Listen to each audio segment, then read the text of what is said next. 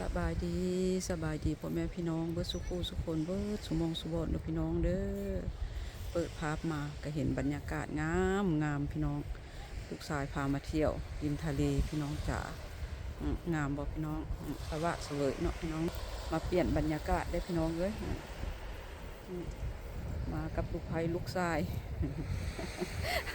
ลูกชายคอยก็คือสิเมื่อยหลายเนาะลุงเนาะพาแม่มาเล่นมากับลูกชายลูกไผ่พี่น้องนี่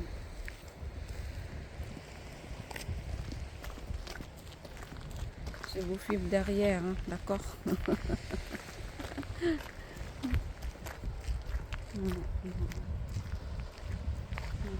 งามบ่พี่น้องบรรยากาศ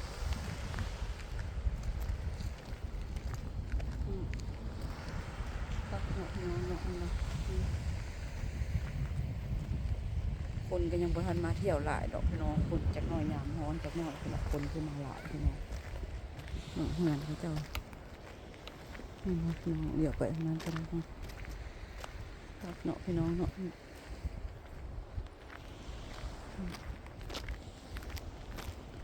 แห้งเนาะโอ้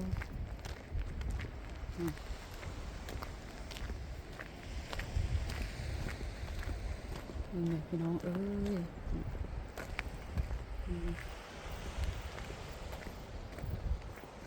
เฮ้ยดีใจได้มาสูบอากาศบริสุทธิ์พี่น้องเอ้ย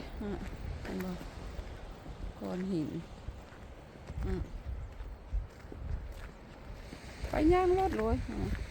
กำลังย่างน้ำก้นเลยย่างรถพวกเจ้าอยากไปเบิ่งหยังก็เบิ่งรถเด้อบ่ต้องท่าแม่ดอกมันก็สิคอยถ่ายไปนี่แหละ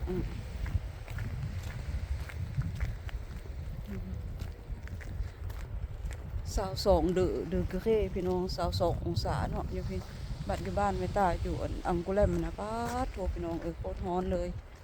ร้อนแท้ร้อนว่าพี่น้องงามบ่พี่น้องจ๋างามเนาะพี่น้องเนาะริมทะเลอยู่พี่ได้พี่น้องอยู่โบโฮใต้พี่ได้ไม่ตามาอยู่แถวโบโฮใต้พี่น้องเห็นบ่ริม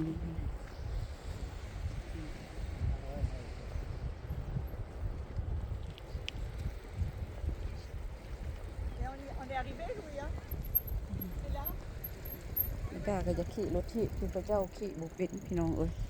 มันจะขี่รถที่คือพระเจ้านี่คักแล้วนี่เห็นบ่พระเจ้าขี่รถที่เลาะคุณพวกพระเจ้าย่างมีเกสยาลูกไปก่อนซะไปพี่น้องงามบ่Attends, je prends juste ça un peu. Après, je vous rejoindre. พี่น้องงามแห้งเห็นไหมเนาะพี่น้องเนาะก้อนหินกับก้อนง่ายพี่น้องคุณเนาะเห็นป่คักพี่น้องคักร้ายคุณเนาะก็ถูกบอกงามพี่น้องเบิกเป็นน้ำกัดเด้อพี่น้องเด้อพี่น้องงามบ่บรรยากาศพักเนาะพี่น้องเดี๋ยวไปเท่านี้เดี๋ยวแม่ตาแกงกลับมาคืนทางนี้อีกพี่น้องงามแห้งแม่ตาจะแกงกล้องไล่พี่น้องขอโทษขออภัยคนลูกแม่ตากลับไปคนละครับพี่น้องกลับมาทางนี้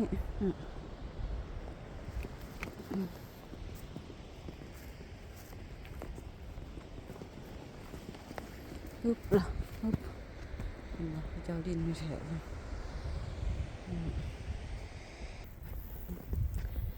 ย่างสมบรรยากาศงามๆไปน้ำกัดเนาะพี่น้องเนาะบรรยากาศริมทะเลคุณมาทางนี้ก็ได้พี่น้องคักอาจจะย่นแสงได้บอกพี่น้องตากระตาบุดีกันแหละพี่น้องเห็นบ่งามพี่น้องบรรยากาศทางนี้งามไป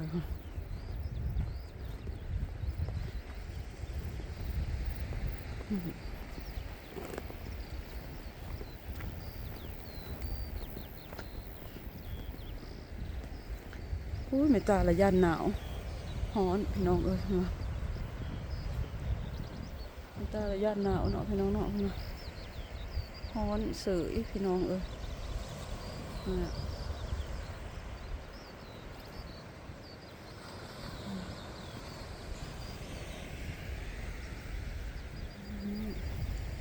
เฮือนเขาเจ้าก็งามๆเนาะหลังคานะไม่ตาละมักหลังคาเฮือนเขาเจ้านะพี่น้อง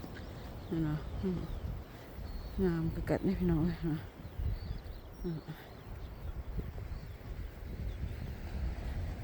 พี่น้องเอ้ยธรรมชาติสวยงามลูกไม่ตาเพิ่นก็ย่างไปก่อนละ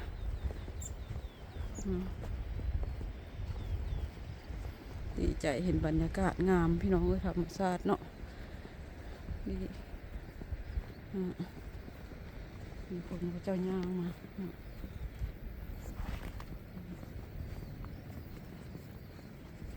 Bonjour, bonjour, bonjour, bonjour.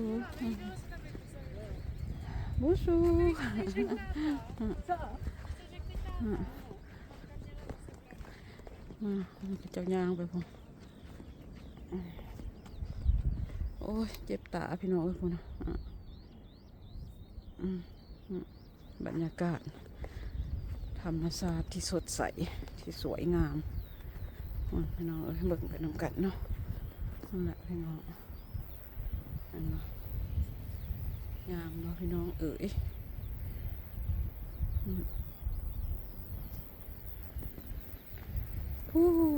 คักพี่น้องเอ้ยไหม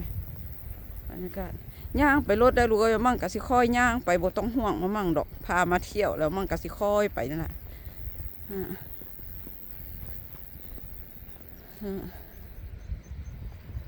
เห็นว่าพี่น้องคักบ่พี่น้องเอ๋ยงามเนาะ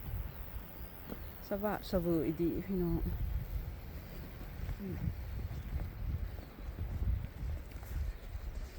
บ่สู้คนเขาเจ้าก็น่าฮักพี่น้องเห็นเขาเจ้าก็ถามสบายดีเบิดพี่น้องเอ้ยงามดิมันตาเราสะอดนะพี่น้อง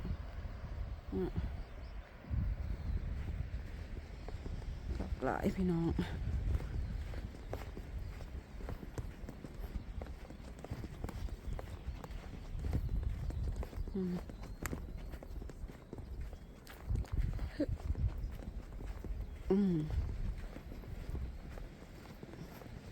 เป็นว่าเขาเจ้ามาเที่ยวพี่น้องนะเจ้าก็นั่งเต้มอย่างนี้นะบรรยากาศ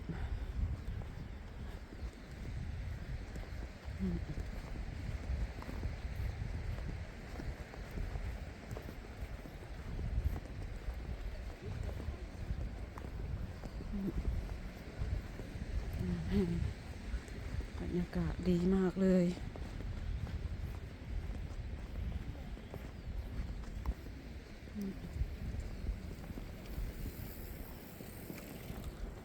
ดอกไม้ก็งามๆเนาะ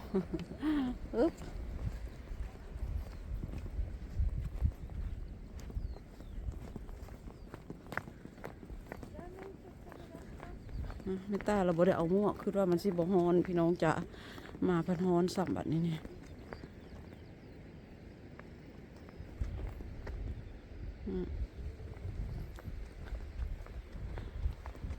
มาพันฮ้อนบรรยากาศฮ้อนโลดลูกชายยังเป็นห่วงอยู่นะพี่น้องเอ้ย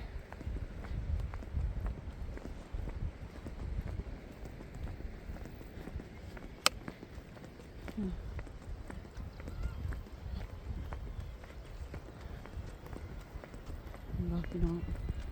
คนเขาเจ้ามาเที่ยวเต้เจ้าก็มานั่งเศร้าเมื่อยพี่น้อง